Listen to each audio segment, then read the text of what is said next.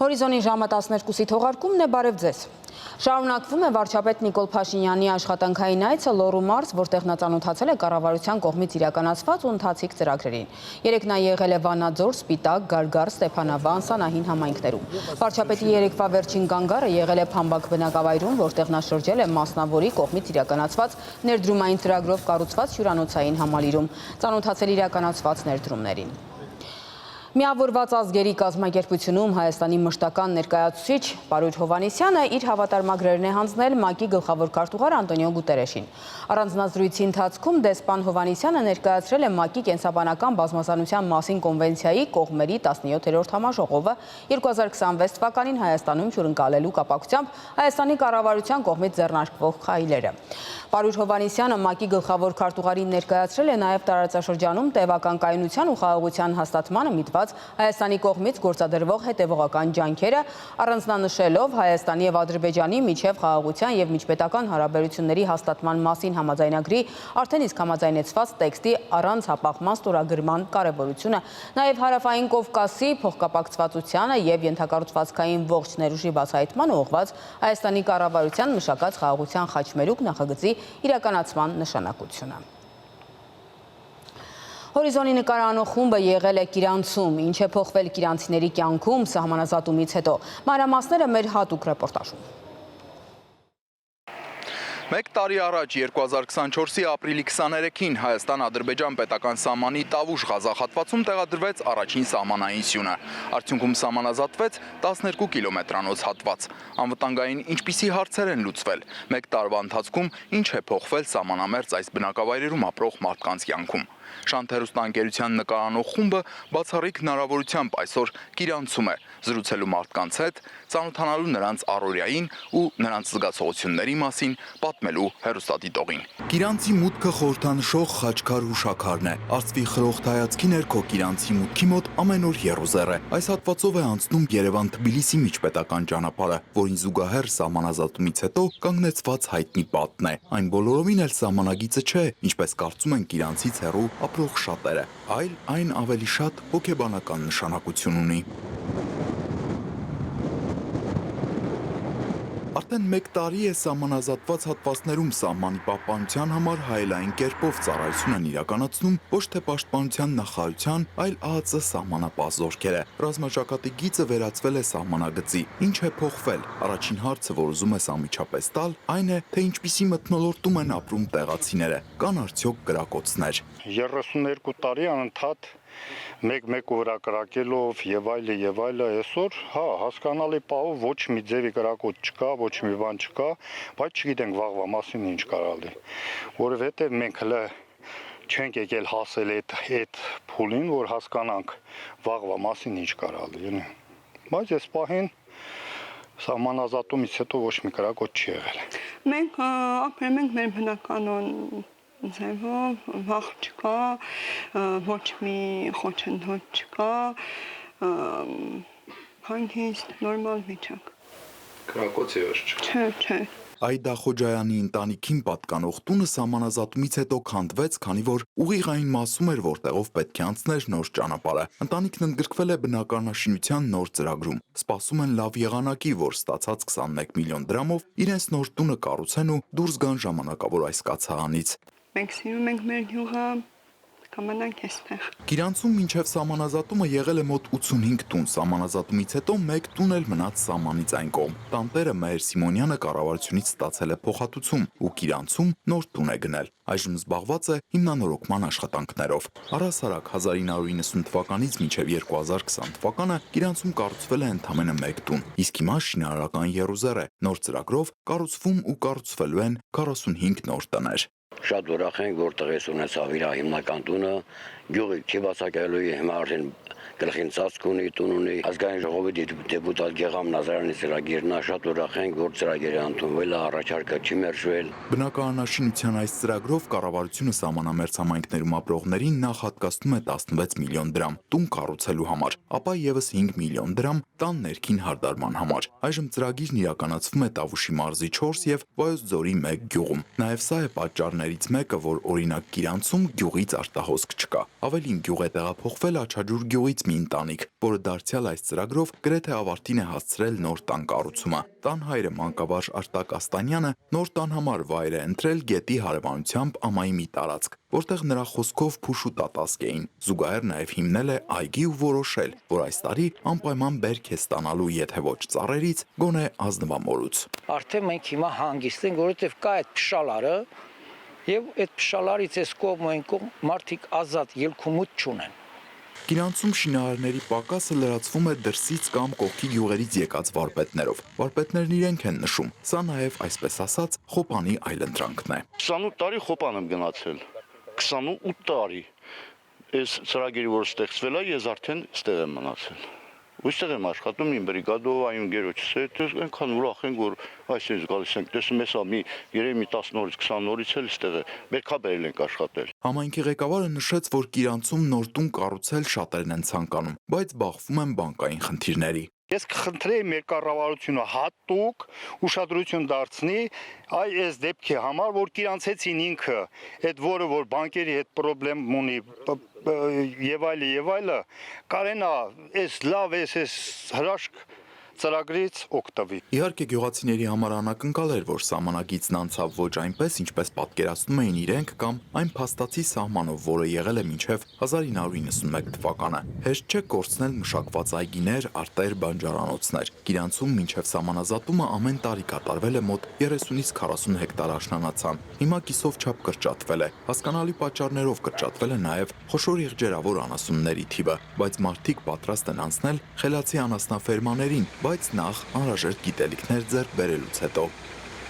Գիրանցը ունի նաև նոր դպրոց։ Նախորդ տարվա սեպտեմբերի 1-ից գյուղի աշակերտները բարձր աստիճանի վթարային շենքից տեղափոխվել են բոլոր հարմարություններով ապահովված ժամանակակից նոր դպրոց։ Գիրանցեցին այսօր էլ պահանջներ եւ առաջարկներ ունի կառավարությանը։ Նախադպրոցական հասակի մոտ 4 տասնյակ երեխա կա, որոնց ծնողները երազում են մանկապարտեզի մասին։ Գյուղը նաև բուժկետ չունի։ Տեղացիները մտածում են նոր այգի ու ֆերմա հիմնելու, բնական գազ ունենալու, նոր տուն կառուցելու մասին, բայց ոչ արտագաղթի։ Առանց ընկճվելու այսօր 460 գրանցված բնակչություն կա։ Գիրանցը երբեք չի կոտրվելու։ Գիրանցը կանգուն ամնալու։ Հարմարվելով նոր իրավիճակին գիրանցեցիները անամբեր սպասում են, թե երբ է իրականություն դառնալու գյուղի զարգացման, նորացման կառավարության խոստացած նոր ծրագիրը։ Ճարտարապետները, մասնագետները արդեն իսկ սկսել են իրենց բարդ գործը։ Երևի թե միջադեպը չունեցող հանրապետությունում ծրագիր ալնելու, թույլ է տալու բարեկարգել գյուղը, ստեղծել նոր նախագծային դիզայն կոդեր, բարեփոխվելու են գյուղի փողոցները, ստեղծելու են նոր հասարակական գոտիներ, հիմնովին վերակառուցվելու են տանիքները։ Լինելու են նոր թաղամասի էսքիզային նախագիծ, որի շրջանակում տներից զատ գյուղում կկառուցվեն նոր մանկապարտեզ ու բուժկետ, կբարեկարգվի համայնքապետարանի շենքը, որն իր մեջ կներառի նաև համայնքային կենտրոն։ 4 դարից գյուղում արմատներ գցած գիրանցեցիները զբոսաշրջիկներին ցույց տալու շատ բան ունեն՝ հուշարձաններ, եկեղեցիներ, անտառներ ու ոչ միայն։ Բրինջ կամ, ինչպես տեղացիներն են ասում, փռնչքի տեսակի այս ծառը ավելի քան 700 տարեկան է։ Գիրանցի հուշահամալիրի այս տարածքում ժամանակին նկարահանվել է «Ճանապարհ դեպի Սասունցի Դավիթ» ֆիլմը։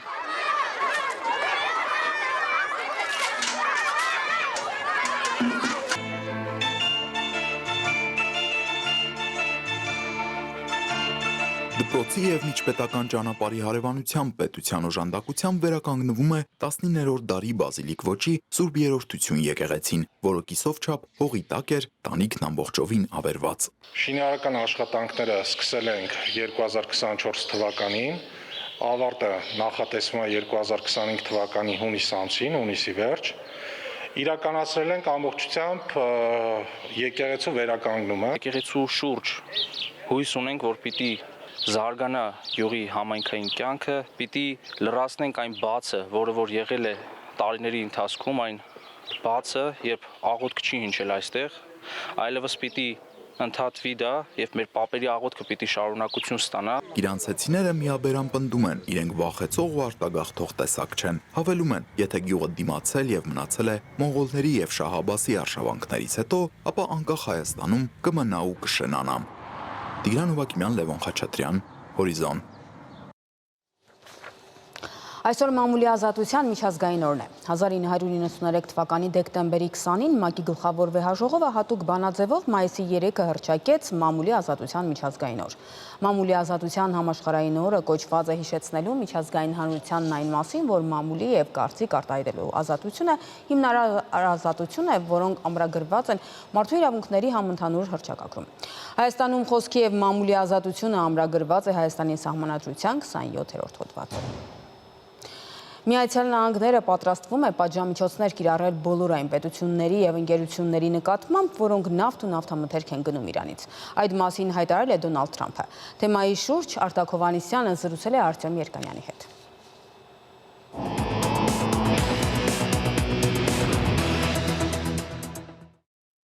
Հիշեցնեմ, արդեն մեկ ամիս է, ինչ Օմանի միջնորդությամբ Միացյալ Նահանգները եւ Իրանը բանակցություններ են շարունակում Իրանի միջուկային ծրագրի վերաբերյալ, այդ միջուկային գործարք կոչվածի մասին է խոսքը։ Եվ ահա շաբաթ օրը, այսինքն վաղը Հռոմում պետք է կայանար այդ բանակցությունների հերթական 4-րդ փուլը։ Եվ բանակցություններից օրեր առաջ հայտնի դարձավ, որ այդ հանդիպումը չի կայանալու, պատճառաբանությունը լոգիստիկ եւ տեխնիկական բնույթի հարցեր են, բայց բնական է, որ դա պատրվակ է, իսկ իրական պատճառները քաղաքական են։ Այսօր պետք է կայանար Իրանի հանդիպում, ներկայացուցիչների հանդիպում, այսպես կոչված Եվրակի հետ, Ֆրանսիա, Գերմանիա, Բրիտանիա, դա նախապատրաստական հանդիպում էր Իրան Միացյալ Նահանգներ հանդիպման համար։ Այդ հանդիպումը եւս չի կայացել։ Ամենայն հավանականությամբ այս բանակցությունների հերթական փուլի այսպես չկայացման պատասխանատուն ամերիկյան կողմն է, քանի որ հայտնի է, որ ԱՄՆ-ն չի հաստատել Հռոմում այդ հանդիպման ներկա լինելու իր պատրաստակամությունը։ Պետք դեպքում հայտարարել, որ առայժմ հայտնի չէ, թե որտեղ եւ երբ տեղի կունենա այդ 4-րդ փուլը, բայց խոստացել են, որ այն անպայման կայանալու է եւ հույս են հայտնել, որ շուտով կկայանա։ Բայց ավելի կարևոր է այն չափազանց կոշտ հայտարարությունը, որով հանդես եկավ Դոնալդ Թրամփը, հակաիրանական ընդգծված կոշտ հայտարարություն,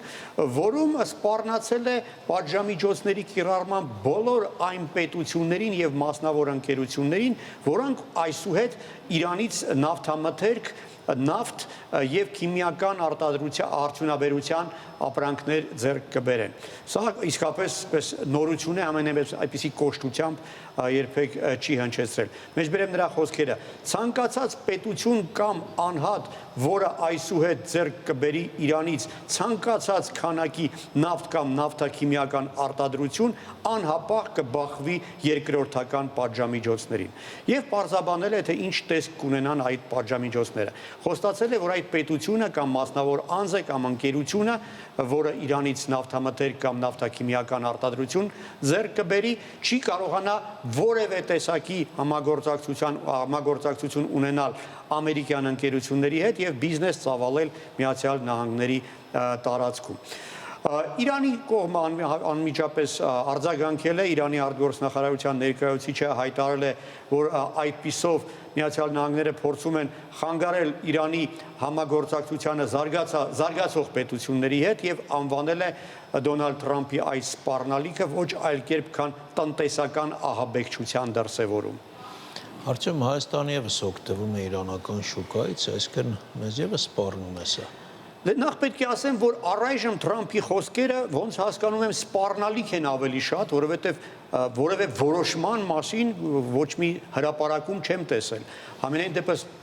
պաշտոնական խողովակներով ամերիկյան վարչակազմը հարևան պետություն, այլ պետություններին չի տեղեկացրել ահա այդպիսի նոր պատժամիջոցների մասին։ Հավանաբար դա ավելի շատ գործիք է բանակցությունների վճռական փուլից առաջ Իրանի վրա ճնշում գործադրելու, որպեսզի այդ բանակցություններում Իրանը ավելի թույլ զգա իրեն։ Բայց եթե այդ 4-րդ փուլը բանակցությունների իսկապես չտա այն արդյունքը, որը ակնկալում էին ամերիկացիները, այդ պատժամիջոցները կարող են իրականություն դառնալ եւ այս դեպքում Հայաստանի տնտեսությունը իսկապես զգալիորեն կտուժի։ Եվ խոսքը վերաբերում է ոչ միայն այն գլոբալ նախագծերին, որոնք առայժմ թղթի վրա են, խոսքը Իրան-Հայաստան նավթատար կառուցելու ծրագրի մասին է կամ Մեղրիից ոչ հեռու նավթա մշակող գործարան կառուցելու մասին է, այլ նաև ներկայումս շարունակվող համագործակցության մասին։ Հայտնի է, որ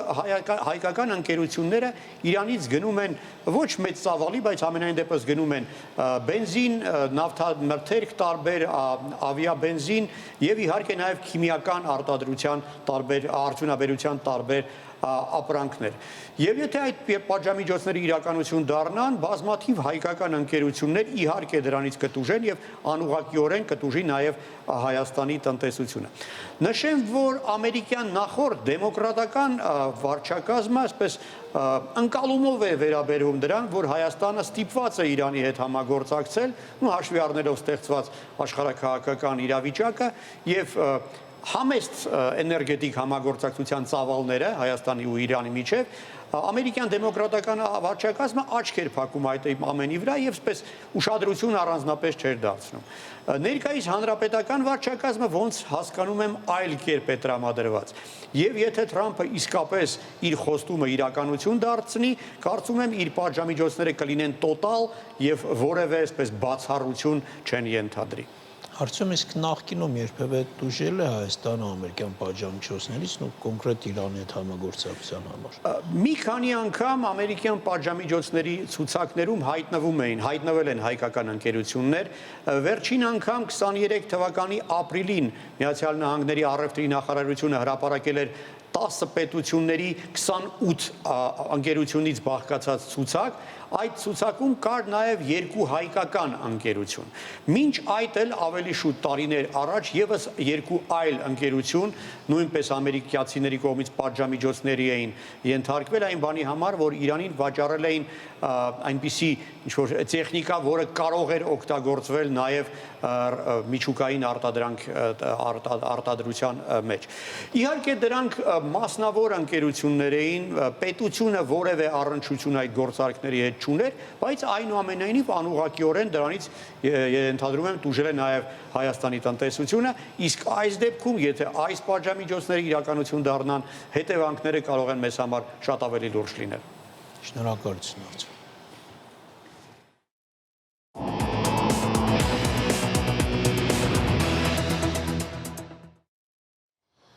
Միացյալ Նահանգների նախագահ Դոնալդ Թրամփը իր Truth Social-ի հարթակում լուսանկար է հրապարակել, որում նա պատկերված է որպես Հռոմի պապ։ Նկարում նա նստած է ոսկեզոծ գահին, հագին սպիտակ հագուստ, գլխին միտրա եւ կրծքին մի ոսկե խաչ։ Այդ ձեռքի ցուցամատը բարձրացված է վերև, իսկ մատնեմատի վրա կարելի է տեսնել պապական մատանին։ Լուսանկարը հավանաբար ստեղծվել է նեյրոցանցերի միջոցով։ Թրամփը նկարը հրապարակել է առանց որևէ գրության։ Ավելի վաղ Միացյալ Նահանգների նախագահը կատակել էր, որ պատրաստ է դառնալ Հռոմի նոր պապ։ Այս ժամին այսքանը, կհանդիպենք ժամը 15-ին։